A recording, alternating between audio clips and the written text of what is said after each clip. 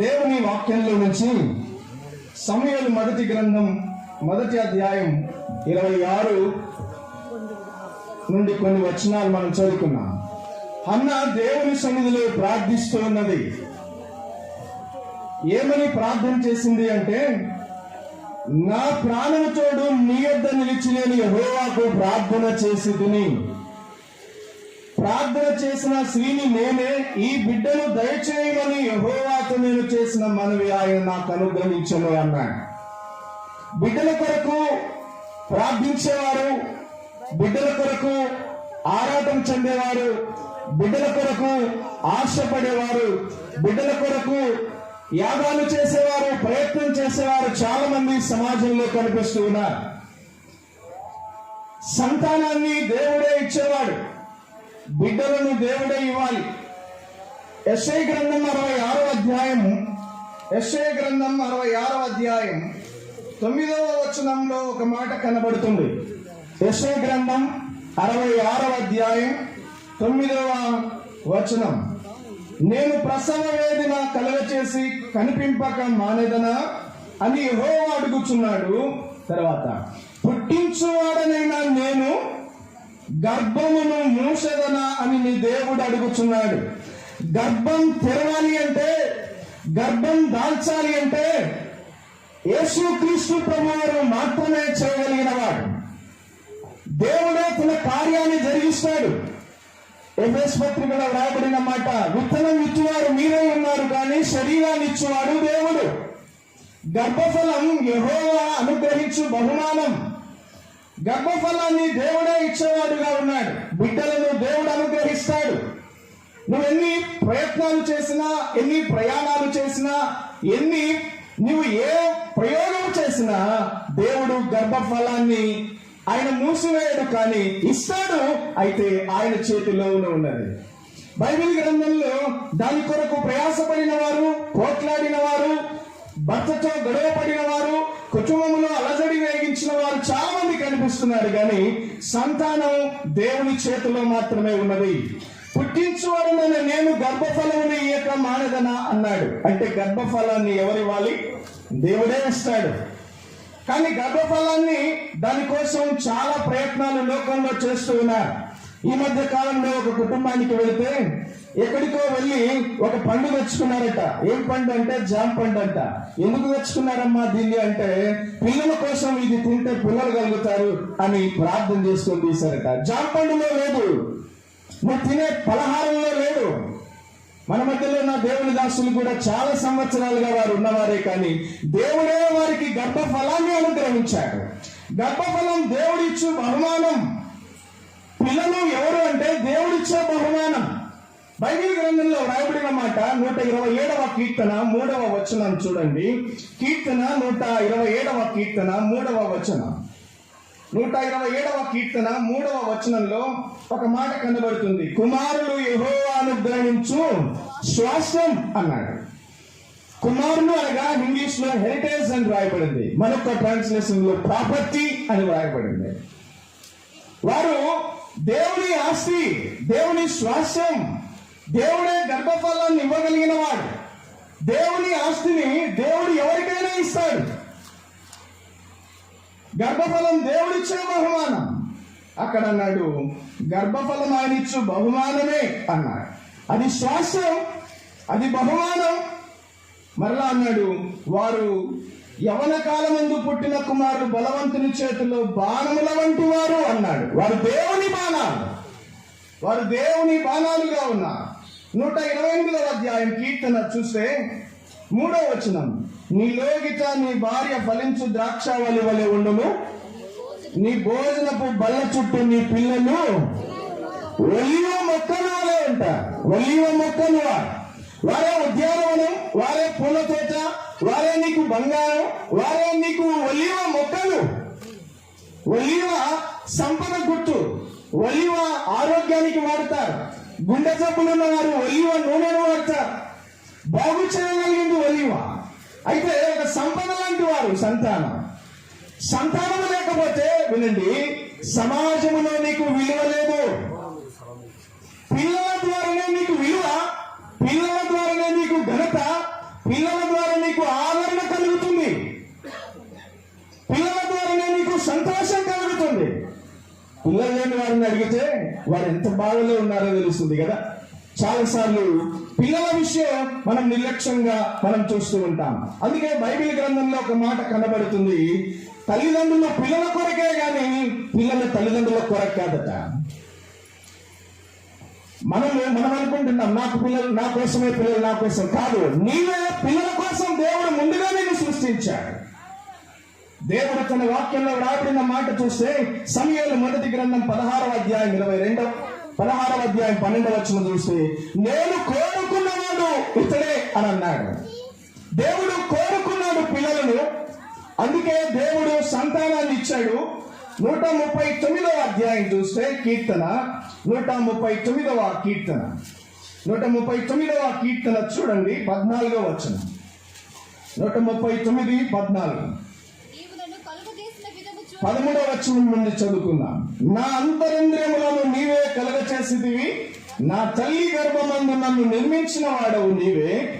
నీవు నన్ను కలగచేసిన విధము చూడగా భయము ఆశ్చర్యమును నాకు పుట్టుచున్నవి, అందును బట్టి నేను నీకు కృతజ్ఞతాస్తుతులు చెల్లించుచున్నాను అన్నాడు. 16వ వచనం. నేను పిండమునై ఉండగా నీ కన్నులు నన్ను చూచెను, నియమింపబడిన దినములలో ఒక్కటైనను కాక మునిపే నా దినములన్నీ నీ గ్రంథములో లిఖితములాయను అన్నాడు. నీవు తల్లి గర్భములో ఉన్నప్పుడే దేవుని కన్నులు చూచాయి. గర్భములో ఉన్నప్పుడు మన పిల్లలను ఎప్పుడు చూస్తాం? ఇప్పుడు కళావతికి దేవుడు చక్కటి కుమారుని ఇచ్చాడు. ఎప్పుడు చూసింది కళావతి కుమారుణ్ణి? ఎప్పుడు చూశారు? డెలివరీ అయిన తర్వాత, ప్రసవించిన తర్వాత. కానీ నీకంటే ముందుగా ఎవరు చూశారట? మరలా చదవండి 16వ వచనం. నేను పిండమునై ఉండగా నీ కన్నులు నన్ను చూచాను. పిండముగా ఉన్నప్పుడే, విత్తనముగా ఉన్నప్పుడే, తల్లి గర్భముగా ఉన్నప్పుడే, తల్లి గర్భములో రూపించబడక మునుపే ఏం చేసినాడట? దేవుడు చూచాడు. చూచిన దేవుడు ఏం చేశాడు? 14వ వచనం ఏమన్నాడంట? నీవు నన్ను కలగచేసిన విధము చూడగా భయము ఆశ్చర్యము కలుగుచున్నది అని అన్నాడు. 16వ వచనం చూస్తే ఏమన్నాడు? నియమింపబడిన దినములన్నీ ఒక్కటైనా కాక మునిపే నా దినములన్నీ నీ గ్రంథములో లిఖితములాయి. దేవుని కన్నులు చూచాయి నీ పిండాన్ని దేవుడే చూశాడు. ఎంతోమంది గర్భములోనే రాలిపోయిన వారు, ఎంతోమంది ప్రసవించకుండానే తల్లులు కూడా చనిపోయిన వారు ఉన్నారు. ప్రసవిస్తూ కూడా దేవుని కృప కదా, దేవుడు మనల్ని సజీవ లెక్కలో ఉంచాడు, దేవుడు మనల్ని బ్రతికించాడు, దేవుడు మనకు ఊపిరినిచ్చాడు ప్రియులారా. అందుకన్నాడు, కోరుకున్న దేవుడు కోరుకున్నట్లుగా తన యొక్క గర్భాన్ని దేవుడే తెరచిన వాడుగా ఉన్నాడు. గర్భఫలం యెహోవా ఇచ్చు బహుమానం అన్నాడు. ఆయన కోరుకున్నట్లుగా నీవు కూడా పెంచాలి. నేను కోరుకున్నవాడు నీవే అని అన్నాడు. దేవుడు కోరుకుంటాడు, కోరుకున్నట్లుగా ఆయన చేస్తాడు. అదే వాక్యంలో మనం చూస్తే మనం చదువుకున్నాం సమూయేలు మొదటి గ్రంథం 1వ అధ్యాయం 2వ అధ్యాయం 1వ వచనంలో హన్నా ఏం చేస్తుంది? ప్రార్థన చేసింది. హన్నా ఏమని ప్రార్థన చేస్తుంది? దేవునికి కృతజ్ఞతలు తెలియజేస్తుంది. నా హృదయం యెహోవా యందు సంతోషించుచున్నది, యెహోవా యందు నాకు మహాబలము కలిగెను, నీ వలన రక్షణను బట్టి సంతోషించుచున్నాను, నా విరోధుల మీద నేను అతిశయపడుదును అంటుంది. ఏమన్నది? నా హృదయం యెహోవా యందు సంతోషిస్తుంది అన్నారు. వినండి. వాస్తవానికి కుమారుడు పుడితే తల్లి ఎవరిని బట్టి సంతోషిస్తుంది? ఎవరిని బట్టి?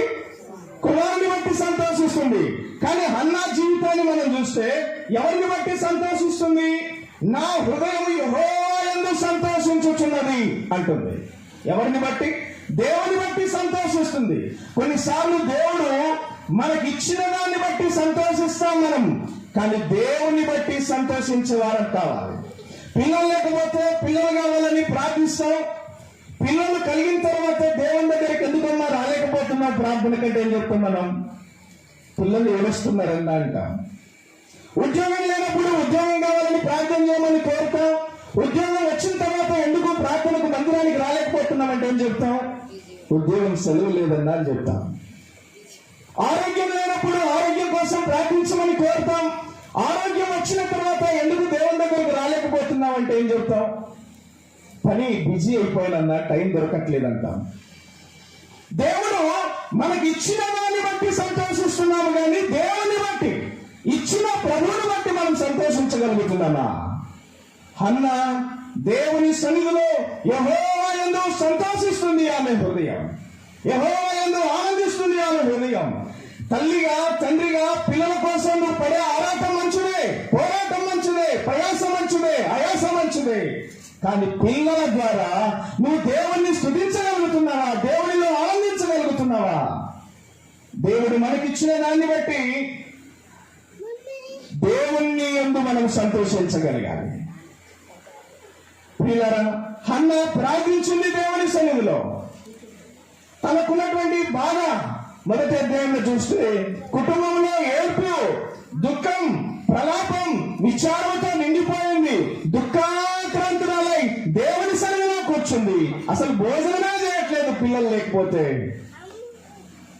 అంతగా వేదన చెందింది. కానీ తర్వాత ఏం జరిగింది? దేవుడు ఇచ్చాడు కుమారుని. ఇచ్చిన తర్వాత ఆమె మందిరాన్ని విడిచిపెట్టలేదు, ఆమె దేవుని సన్నిధిని విడిచిపెట్టలేదు, ప్రార్థనలు విడిచిపెట్టలేదు. దేవునికి మొక్కుకుంది, మొక్కుబడి చెల్లించింది. మొదటి అధ్యాయంలో మనం చూస్తే ఆ మాట కనబడుతుంది. 26వ వచనం ఏమన్నది? నా ఏలినవాడా, నా ఏలినవాని ప్రాణము తోడు, నీ యొద్ద నిలిచి యెహోవాను ప్రార్థన చేసిన స్త్రీని నేనే. ఈ బిడ్డను దయచేయమని యెహోవాతో నేను చేసిన మనవి ఆయన నాకు అనుగ్రహించను కాబట్టి నేను ఆ బిడ్డను ఏమన్నది? యెహోవాకు ప్రతిష్ఠించుచున్నాను. తాను బ్రతుకు దినములన్నీ వాడు యెహోవాకు ప్రతిష్ఠితుడు. అప్పుడు వాడు యెహోవాకు అక్కడనే మ్రొక్కెను. ప్రార్థించిన స్త్రీ మొక్కుకున్నది, నీవు నాకు గర్భాన్ని తెరిస్తే, నాకు గర్భఫలాన్ని ఇస్తే ఆ కుమారుని నీకు ఇస్తానని మొక్కుంది. చాలాసార్లు మనం కూడా మొక్కుకుంటాం, దేవుని అవసరానికి మొక్కుకుంటాం కదా. అవసరానికి, ఆపదకు ఎన్నో మొక్కులు మొక్కుకున్నాం. గుండె మీద చేసుకుని దేవుని సన్నిధిలో నీవు ఆపదలో ఉన్నప్పుడు, దుఃఖంలో ఉన్నప్పుడు, వేదనలో ఉన్నప్పుడు, బాధలో ఉన్నప్పుడు, రుగ్మతలో ఉన్నప్పుడు ఎన్ని ప్రమాణాలు చేసావో దేవుని దగ్గర. ఒక్కటైనా దానికి కట్టుబడి మనం ఉండగలుగుతున్నామా? కానీ హన్నా జీవితాన్ని మనం చూస్తే మొక్కుకున్నది, మొక్కుబడి చేస్తుంది. అదే ప్రకారం దేవుని సన్నిధికి వచ్చింది. తన మొక్కులు మొక్కి కనిన కుమారుణ్ణి దేవుని దగ్గర మొక్కుకున్న ఆ తల్లి ప్రభువు దగ్గర సమర్పించింది, ప్రతిష్ఠించింది. దేవునికి మొక్కుకున్న మొక్కుబడిని తీర్చుకుంది. ప్రియులారా, కుమారులను అడిగితే యెహోవా సన్నిధికి మొక్కుకుందట, నా కుమారుని ఇస్తానని. తల్లి కన్న తర్వాత మొక్కుకుంది. అదే ప్రకారం తన కుమారుని భక్తి కలిగిన వాడిగా చేసింది. ప్రియులారా, తన కుమారుడు కూడా దేవుని సన్నిధిలో మొక్కాడు, దేవుని సన్నిధిలో మోకరించాడు. ప్రియులారా, ఇశ్రాయేలు దేశ చరిత్రను మార్చివేయగలిగిన వాడయ్యాడు, దేశ చరిత్రను మార్చివేయగలిగిన వాడయ్యాడు. కుమారుడు పుట్టిన తర్వాత ఆమె మందిరాన్ని మానలేదు, ప్రార్థనలు మానలేదు. దేవుని వాక్యంలో మనం చూస్తే ఆమె ప్రతిష్ఠ చేస్తుంది. ఎలా పెంచిండాలి ఆమె? ఎప్పుడు 28వ వచనం చూస్తే పాలు మాన్పించు వరకు వాడిని పెంచిందట. పాలు మాన్పోయిన తర్వాత వాడిని ఎక్కడికి తీసుకొని వచ్చింది? దేవుని సన్నిధికి తీసుకొని వచ్చింది. దేవుని సన్నిధికి తీసుకొని వచ్చింది. పాలు మాన్పే టైం ఎంత వయసు కావచ్చు? మహా అంటే 2-3 సంవత్సరాలు అనుకోండి. 2-3 సంవత్సరాల్లోనే, వినండి, 2-3 సంవత్సరాల్లోనే తల్లి ఏం నేర్పింటది, ఎంతగా బోధించింటది, ఎంతగా నూరిపోసిందో ఆ తల్లి. ఆ తల్లి హృదయంలో ఉన్న భారం, దేవుని దగ్గర మొక్కుకున్న తీర్మానం, ఆమె గుండెల్లో ఉన్న వేదన భారం, దేవుని పాదాల దగ్గర మొక్కుకున్న ఆ మొక్కుబడి దేవుని సన్నిధిలో తీర్చుకుంది. దేవుని సన్నిధిలో తన కుమారుని కూడా పాలు మాన్పించిన ఆ సమయానికి వచ్చేసరికి తన కుమారుడు కూడా మ్రొక్కేటట్లు చేశాను. అందుకే బడికి 6 సంవత్సరాల తర్వాత పెడతారు. గుడికి అవసరమైతేనో, అనారోగ్యం వస్తేనో, ఆస్తి నష్టం కలిగితేనో, లేకపోతే కొరతలు పిల్లలు లేకపోతేనో, లేకపోతే జీవితం అంతా నష్టమైన తర్వాత, అన్ని దిక్కులు మూసుకొనిపోయిన తర్వాత పై దిక్కు వైపు చూస్తాం మనం. కానీ ఈ తల్లి దేవుని సన్నిధిలో ఉంది, మొక్కుకుంది. కానీ ఎంతగా పెంచింది అంటే ఆ తల్లి దేవుని సన్నిధిలో మొక్కుకున్న తీర్మానం ప్రకారం దేవునికి సమర్పించింది. బడి తర్వాత, గుడి తర్వాత కానీ తల్లి ఒడి చాలా ప్రాముఖ్యమైంది. బడి కంటే, గుడి కంటే తల్లి ఒడి చాలా ప్రాముఖ్యమైంది. తల్లి ఒడి మొదటి పాఠశాల పిల్లలకు. తల్లిని ఎక్కువగా వారు అబ్జర్వ్ చేస్తారు, గమనిస్తారు. తల్లి రూపురేఖలు రాకపోతే తల్లికి ఎంతో వేదనో, తల్లిని బట్టి పిల్లలకు భక్తి భావం వస్తుంది. తల్లి రక్తం తల్లిదండ్రుల రూపురేఖలో మాత్రమే కాదు కానీ తల్లిదండ్రుల్లో ఉన్న భక్తి భావాలు కూడా పిల్లవానికి వస్తాయి. తల్లిదండ్రుల్లో ఉన్న భక్తి జీవితం కూడా పిల్లవానికి వస్తుంది.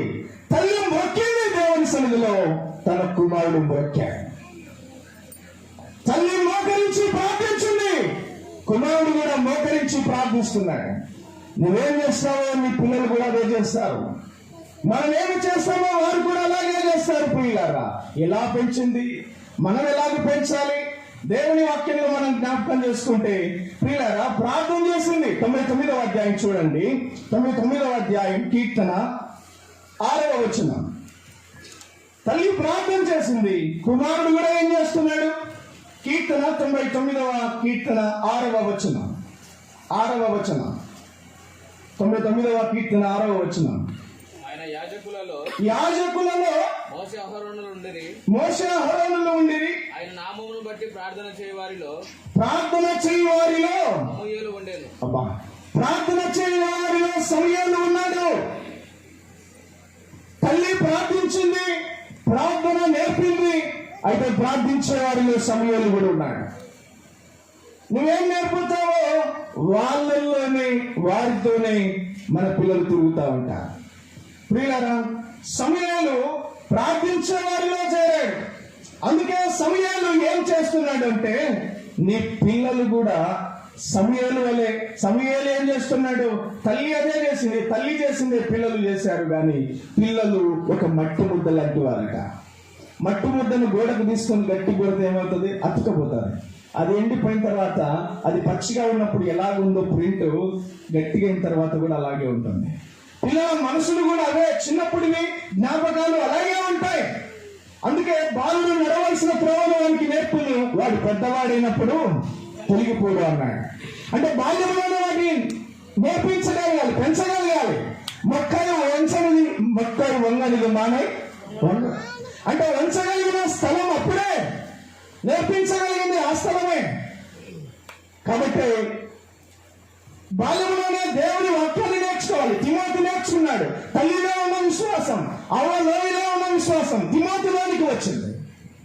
రక్తమే కాదు, రూపురేఖలే కాదు, వారసత్వమే కాదు, భక్తి జీవితం కూడా పిల్లల్లోనికి రావాలి. అదే దేవుడు మనకు నేర్పిస్తున్న పాఠం. సమూయేలు మొదటి గ్రంథం 1వ అధ్యాయం 15వ వచనంలో చూస్తే దైవజనులతో మాట్లాడుతున్న మాట కనిపిస్తుంది. సమూయేలు మొదటి గ్రంథం 1వ అధ్యాయం 15వ వచనం చూడండి. 1వ అధ్యాయం 15వ వచనం. 1వ అధ్యాయం 15వ వచనం. హన్నా, అది కాదు నా ఏలినవాడా,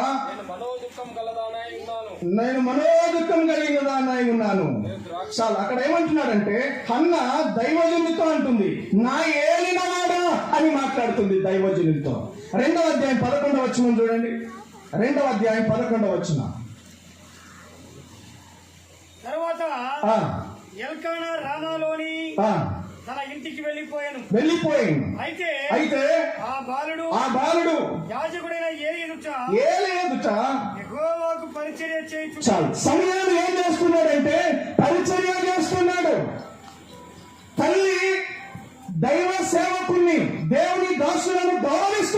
కాబట్టి తన కుమారుడు కూడా దైవజన్ని గౌరవిస్తూ పరిచర్య చేస్తున్నాడు. పిల్లలు గౌరవించడం నేర్పిస్తే వారు గౌరవిస్తారు. నువ్వు మాట్లాడడం వారికి నేర్పిస్తే వారు సరిగా మాట్లాడగలుగుతారు. పిల్లల దేవుని వాక్యంలో మనం చూస్తే 18వ వచనంలో యెహోవాకు పరిచర్య చేస్తున్నాడు. 26వ వచనంలో ఇంకా ఎదుగుతూ ఉన్నాడు అని రాయబడింది. పరిచర్య చేస్తున్నాడు, ఎదుగుతూ ఉన్నాడు. దేవుని దేవుడు, మనుషుల దేవుడు వర్ధిల్లుతున్నాడు, ఎదుగుతూ ఉన్నాడు. 3వ అధ్యాయం 19వ వచనం చూస్తే సమూయేలు మొదటి గ్రంథం, పెద్దవాడైనప్పుడు మాటల్లో తప్పిపోలేదు అని రాయబడింది. చదవండి ఆ మాట. సమూయేలు మొదటి గ్రంథం 3:19. సమూయేలు పెద్దవాడు కాగా యెహోవా అతనికి తోడై ఉన్నందున అతని మాటలో తప్పిపోలేదు. తల్లి తప్పిపోలేదు కాబట్టి మాట ఇచ్చింది దేవునికి. మాటకు కట్టుబడి ఉంది. మాటను దేవుని సన్నిధిలో నెరవేర్చుకుంది. తన కుమారుడు కూడా మాటల్లో తప్పిపోలేదట. బాలుడే ఉన్నప్పుడు దేవుని మాటలు విన్నవాడు పెద్దవాడైనప్పుడు తొలగిపోలేదు మాటల్లో. ఈరోజు పిల్లలు మాటలు కరెక్ట్ చెప్తారు కానీ పెద్దలు మాటలు ఏం చెప్తారు? ఎన్ని మాటలైనా తప్పిపోతారు వాళ్ళు. అవునా కదా? పిల్లలు అబద్ధం చెప్పడం ఎప్పుడైనా చూసారా? చెప్పరు వాళ్ళు. చూడండి అన్నమాట. ఖచ్చితంగా వారి మాటను వారు వింటారు, వాస్తవాన్ని వారు తెలియజేస్తారు. చాలాసార్లు పెద్దలే పిల్లలను బొడిసి కొడుతుంటారు మాటలు. వారు చెప్పింది కాదులే, ఉత్తగా చెప్తుంటారులేని. పిల్లలు ఎప్పుడు అబద్ధం చెప్పరు. పిల్లగా దేవుని వాక్యంలో మనం చూస్తూ ఉన్నాం. పెద్దవాడైనప్పుడు మాటల్లో తప్పిపోలేదట. మాటల్లో తప్పిపోలేదు. యెషయా గ్రంథం 50వ అధ్యాయంలో చూస్తే అందుకే తగిన నోరు మనకు అవసరం. తగిన నోరు అవసరం. దేవుని వాక్యం మనకు అవసరం ప్రియులారా. దేవుని వాక్యాన్ని వింటున్నాం మనం. తల్లి హన్నా జీవితాన్ని మనం చూస్తే హన్నా ఏం చేసింది? దేవుని కొరకు పెంచింది ప్రియులారా. కన్నీరు నచ్చింది, మొక్కుబడి చేసుకుంది, దేవుని దగ్గర మొక్కుకుంది, మందిరానికి దేవునికి సమర్పించింది. మందిరానికి దేవునికి పిల్లలు కావాలి. అందుకే దేవుడు కుటుంబాలను జత చేస్తున్నాడు. కుటుంబాలను దేవుడు కాపాడుతున్నాడు. కుటుంబాల్లో నుంచే దేవుడు ఆనందించడానికి ఇష్టపడుతున్నాడు. కుటుంబాల్లో పిల్లలను లేకుండా అపవాది ప్రయత్నం చేస్తున్నాడు. ఇర్మియా గ్రంథంలో రాయబడింది, అపవాది పిల్లలను మృంగివేస్తూ ఉన్నాడట. పిల్లలను మృంగివేస్తూ ఉన్నారు. పిల్లరా, దేవుడు పిల్లల కొరకే కుటుంబాన్ని నిర్మించినట్లుగా మనం చూస్తున్నాం. పిల్లలు దేవునికి కావాలి. అందుకే బాల్యంలోనే శక్తి కలిగిన మాటలు నేర్చుకొని వారు కూడా సమాజానికి ప్రయోజనకరంగా కావాలి అని ప్రతి ఆదివారం 9 గంటలకు సండే స్కూల్ పరిచయం కూడా ప్రారంభించాం. మీ తల్లిదండ్రులు ఎవరైనా ఉంటే మీ పిల్లలు కూడా మీ మాట ప్రకారం కాకపోయినా దేవునికి ఇష్టం ప్రకారంగా వారు జీవించాలనే ఆశ మీకుంటే తప్పకుండా చక్కటి సండే స్కూల్ టీచర్స్ ఉన్నారు. మీ పిల్లలను సిద్ధపరిచి మందిరానికి పంపించండి. ప్రతి ఆదివారం 9 గంటలకు కూడిక ఉంటుంది. అక్కడే మీ టిఫిన్ లేకపోయిన పిల్లలకు టిఫిన్ అక్కడే అరేంజ్ చేస్తా ఉన్నారు. పిల్లల తల్లి తన కుమారుని పెంచింది. ఉగ్గుపాలు పోసిందో లేకపోతే ఏమని నోరు పోసిందో తెలియదు కానీ తల్లి మృతగా కుమారుడు కూడా అక్కడే మృక్కాడు. ఎంత అద్భుతమైన మాట! ఎంతగా తన తల్లి ప్రభావం తన బిడ్డ మీద పడింది. లోక ప్రభావం మన పిల్లల మీద పడకముందే, లోకం మన పిల్లలను మృంగివేయకముందే యేసయ్య పాదాలకు సమర్పిద్దాం ప్రియ. మరొక తల్లిని నేను మీకు జ్ఞాపకం చేస్తున్నాను. అన్న తల్లి తన కుమారుని దేవునికి ప్రతిష్ఠించింది. మరొక తల్లిని జ్ఞాపకం చేసుకొని ముగిస్తాను. దినవృత్తాంతముల 2వ గ్రంథం 22వ అధ్యాయం 3వ వచనం చూడండి. దినవృత్తాంతముల 2వ గ్రంథం 22వ అధ్యాయం 3వ వచనం. 22వ అధ్యాయం. దుర్మార్గముగా ప్రవర్తించుటకు అతని తల్లి అతనికి నేర్పుచూ వచ్చెను.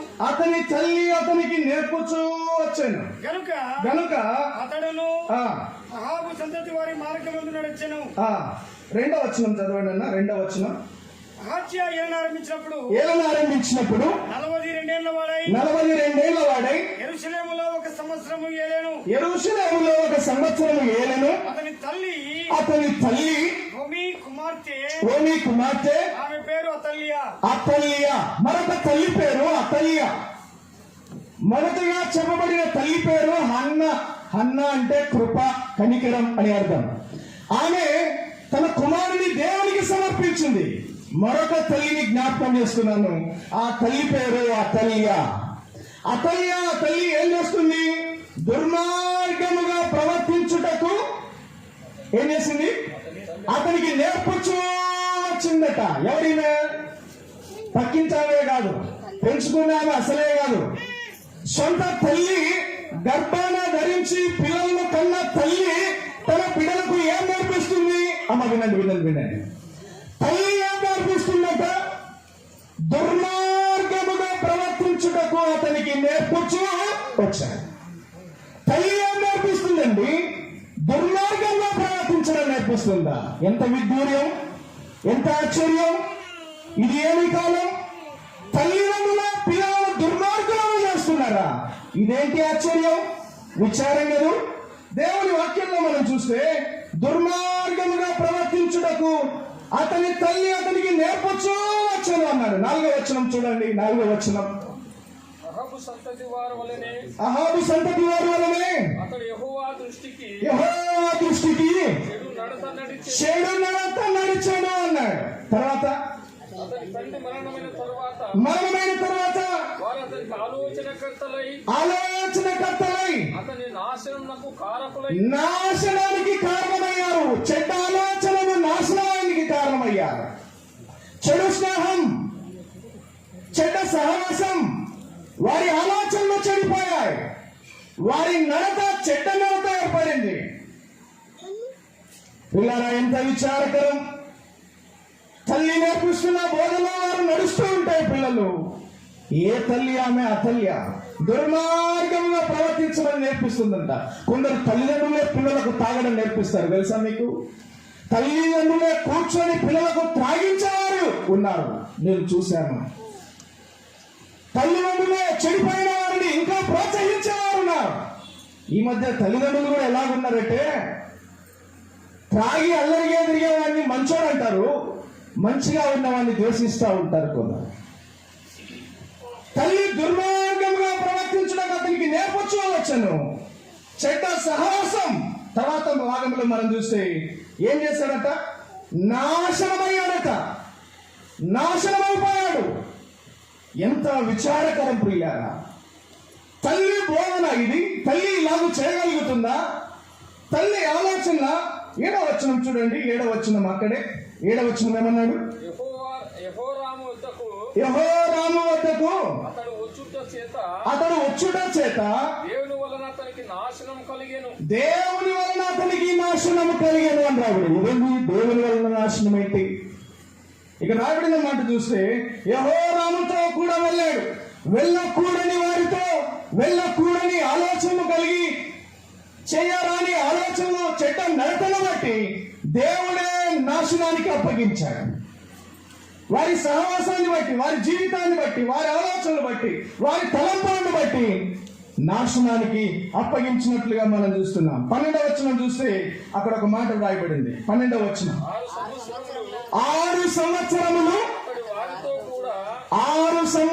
అతడు వారితో కూడా దేవుని మందిరంలో దాచబడి ఉండేను.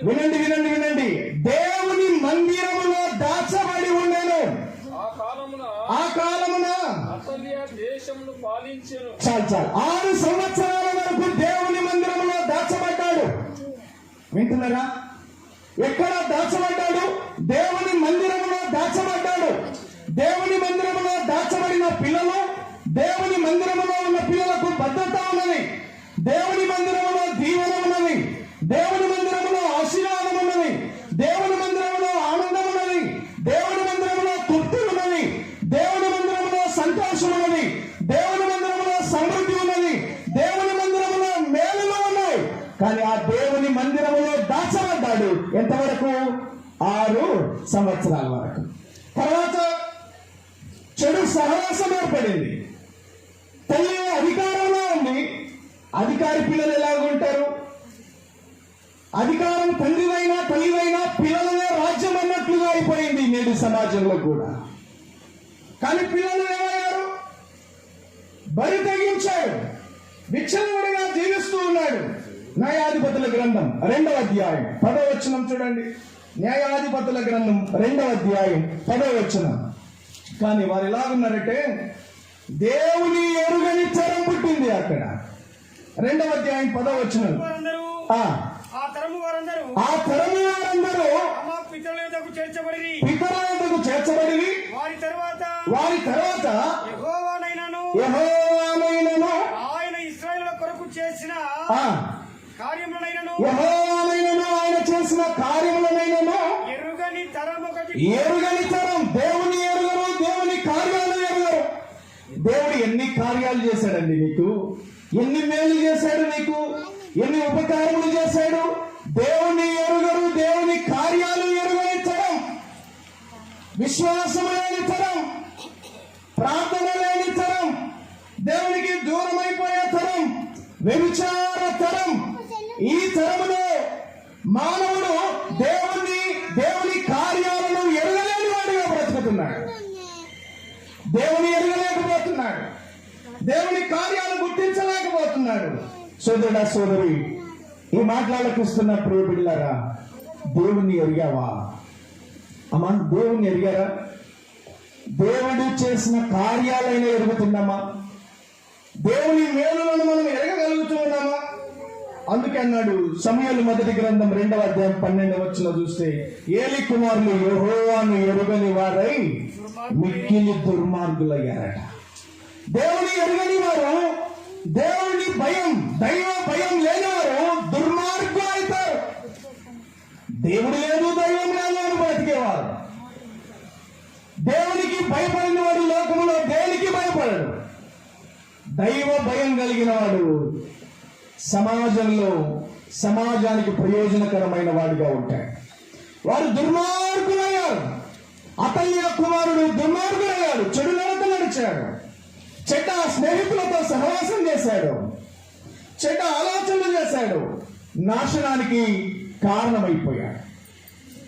తనే కాదు, అనేకుల నాశనానికి కారణమయ్యాడు. ప్రియులారా, రాజుల 2వ గ్రంథం 19వ అధ్యాయం 3వ వచనం చూస్తే అక్కడ ఒక మాట వ్రాయబడింది. రాజుల 2వ గ్రంథం 19వ అధ్యాయం 3వ వచనం ఏమన్నాడు? పిల్లలు పుట్టవచ్చిరి గాని కనుటకు శక్తి చాలదు అని వ్రాయబడింది.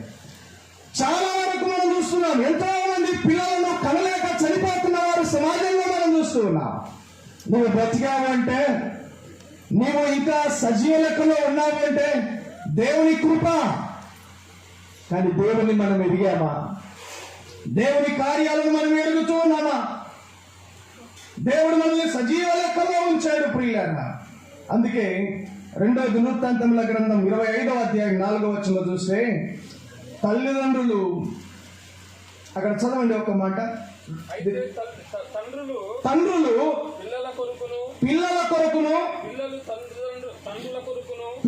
తండ్రుల కొరకును చావకూడదు. ప్రతి మనిషి తన పాపం కొరకు తానే చావాలని చాలు రాబడిన మాట ఏంటంటే, తల్లిదండ్రులు పిల్లల కోసం చావకూడదు, పిల్లలు తల్లిదండ్రుల కోసం చనిపోకూడదు అన్నారు. వారు బ్రతకాలి, తల్లిదండ్రులు పిల్లల కుటుంబం బ్రతకాలి, దేవునిలో ఆనందించాలి. అది దేవుని కోరిక. పక్కింటి వారు బాగుంటే ఎదుటి వారికి కష్టం, వీధిలో వారు బాగుంటే వీధి పక్కన ఉన్న వారికి ఇబ్బంది. కానీ కొంచెం సంతోషంగా ఆనందంగా ఉంటే నిన్ను చూసే వారికి ఇబ్బంది. కానీ దేవుడు నువ్వు బ్రతకాలని, నువ్వు సంతోషంగా ఉండాలని, నువ్వు ఆనందంగా ఉండాలని, నువ్వు దీవించబడాలని ఆయన ఇష్టపడుతున్నాడు. నీవు బాగుపడితే చూస్తూ ఆనందించగలిగిన వాడు ఒకే ఒక దేవుడు, ఆయన యేసుక్రీస్తు ప్రభువు. నీవు బాగుపడాలనే, నేను బాగు చేయాలని ఆయన ఇష్టపడుతున్నాడు ప్రియులారా. అందుకే ఎవరు మీరు చావకూడదు అంటున్నాడు. మీరు బ్రతకాలి, పిల్లలు బ్రతకాలి. యోబు గ్రంథం 19వ అధ్యాయంలో మనం చూస్తే, యోబు గ్రంథం 19వ అధ్యాయం 18వ వచనం, యోబు గ్రంథం 19వ అధ్యాయం 18వ వచనం త్వరగా మాటను జ్ఞాపకం చేసుకుని ముగించుకున్నాం.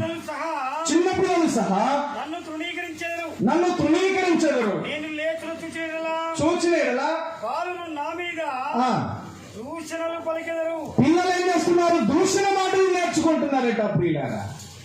దేవుడేమో పిల్లలు బ్రతకాలి అని, కుటుంబం బ్రతకాలని, తల్లిదండ్రులు బ్రతకాలని దేవుడు ఆరాటపడుతూ ఉంటే, తల్లి పిల్లలను దుర్మార్గులను చేస్తుంది, తల్లిదండ్రులు పిల్లలను దుర్మార్గులను చేస్తున్నారు.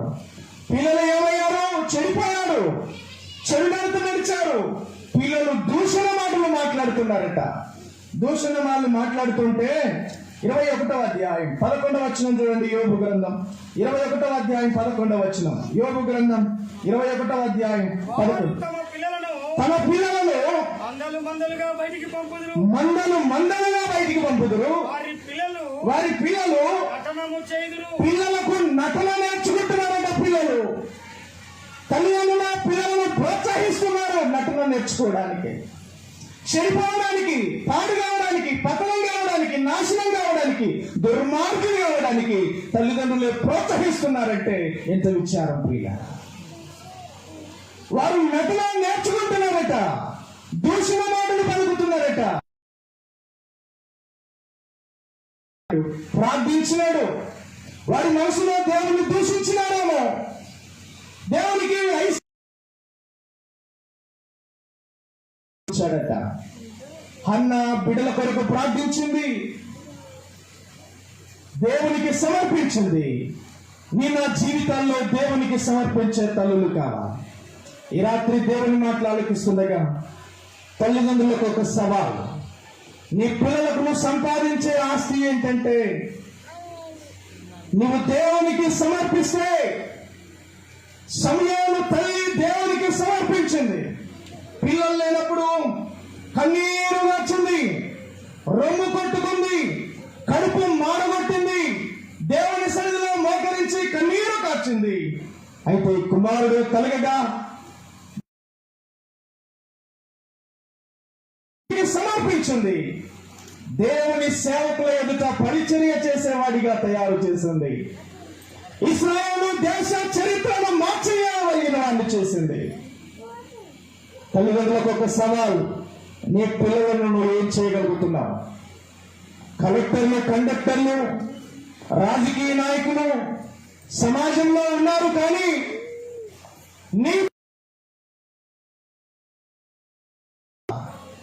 నీ ద్వారా సమాజంలో ఒక ఉపయోగకరమైన బిడ్డలు తయారు కాగలుగుతూ ఉన్నారా? హన్న తన కుమారుని దేవునికి సమర్పించింది. ఈ రాత్రి వేళ కన్నీరు గచ్చేవారు కావాలి తన బిడ్డల కోసమై. దేవుని మందిరానికి సమర్పించే తల్లిదండ్రులు కావాలి. దేవుని కొరకు మొక్కుకున్న తల్లిదండ్రులు కావాలి. దేవుని సన్నిధిలో కన్నీరు కార్చే తల్లిదండ్రులు కావాలి. దేవుని మందిరానికి సమర్పించే తల్లిదండ్రులు కావాలి. నీ పిల్లలను ఎవరికి సమర్పిస్తున్నావు? కొందరు అంటుంటారు తల్లిదండ్రులను వదిలేశారు, బజారు మీద వదిలేశారు వీరిని అంటుంటారు కొందరు. నీ పిల్లలను ఎక్కడ వదిలేసావు? నీ పిల్లలను ఎక్కడ వదిలేసావు? హన్న తన కుమారుని దేవుని మందిరంలో వదిలేసింది, దేవుని పాదాల దగ్గర వదిలేసింది, దేవుని కొరకు ప్రతిష్ఠించింది, దేవునికి సమర్పించింది. హన్న తన కుమారుని దేవునికి సమర్పించింది. పరలోకమందున్న దేవుడు తన ప్రియ కుమారుని ఈ లోకానికి సమర్పించాడు, ఈ లోకానికి బలిగా ఇచ్చాడు. ఈ లోకం కోసమై పాప పరిహారార్థము నిమిత్తమై తన పవిత్రమైన దేహాన్ని బలిగా ఇచ్చాడు. మానవాళి కోసమై రక్తాన్ని చిందించాడు. మానవాళి కోసమై తన ప్రియ కుమారుని బలిగా సమర్పించాడు. ఆ ప్రియ కుమారుడు పాపాత్మల కొరకై కొరలతో కొట్టబడ్డాడు, బల్లముతో పొడవబడ్డాడు, ముఖం కారణం పాపి తన పాప జీవితాన్ని బట్టి పాతాళానికి వెళ్ళకూడదని, పాపి కోసమై పాపి తన పాపం నుండి విడిపించబడ్డానికి, పవిత్రపరచబడ్డానికి ప్రశస్తమైన రక్తాన్ని కార్చాడు, నిర్దోషమైన రక్తాన్ని కార్చాడు, పాపము లేని రక్తాన్ని కార్చాడు. ఆ రక్తం, యేసయ్య రక్తం ప్రతి పాపమును కడిగి పవిత్రపరచును. యేసయ్య రక్తములో విమోచన ఉన్నది, యేసు నామములో ముక్తి ఉన్నది, యేసు నామములో శక్తి ఉన్నది, యేసు నామములో శక్తి ఉన్నది, యేసు నామములో జీవం ఉన్నది. ఆయన మాట వింటే వారి మరణంలో నుండి జీవంలోనికి దాటుతారు. ఆయన మాటలు వింటున్నావా? ఆయన మాటనే కాకుండా తన ప్రాణాన్ని బలిగా చేశాడు. ఈ లోకములోనికి తన ప్రియ కుమారుని లోకానికి సమర్పించాడు. అందుకే అన్నాడు, ఆయన కుమారునికి సమస్తాన్ని అప్పగించాడు తండ్రి అయిన దేవుడు. దేవుడి లోకమును ఎంతో ప్రేమించి తన ప్రియ కుమారుని లోకములోనికి పంపాడు, ఎవరు నశించకూడదని, నరకానికి వెళ్ళకూడదని. అందుకన్నాడు, యేసు నేనే మార్గమును సత్యమును జీవమును, నా ద్వారా తప్ప ఎవడును తండ్రి యొద్దకు వచ్చారడు అన్నాడు. యేసు నామమునందే రక్షణ ఉన్నది, యేసు నామమునందే మోక్షం ఉన్నది, యేసు నామమునందే పరలోక రాజ్య ప్రవేశం ఉన్నది. యేసు కుమారుడుగా ఈ లోకంలోనికి వచ్చాడు. కుమారుడుగా, మారుడుగా బదులుగా వచ్చాడు. నీకు మారుడుగా నీవు నీ పాపాన్ని బట్టి, నీ శాపాన్ని బట్టి నీవు నిత్య నరకానికి వెళ్ళాలి, కానీ నీకు మారుగా ఆయనే మరణానికి వెళ్ళాడు. నీ శాపానికి మారుగా ఆయన కలాశిలలో శాపగ్రాహిగా మారిపోయాడు. నీకు మారుగా ఆయనే బలి అయిపోయాడు. ఆయన యందు విశ్వాసం ఉంచితే రక్షణ, పాప క్షమాపణ ఉన్నది, పరలోక రాజ్య ప్రవేశం ఉన్నది. ఆయన యందు విశ్వాసం ఉంచి పరలోక రాజ్యానికి వారసులు కావాలని ప్రేమతో మనవి చేస్తున్నాం. మోకరించండి, కళ్ళు వంచండి, కళ్ళు మూసుకుందాం.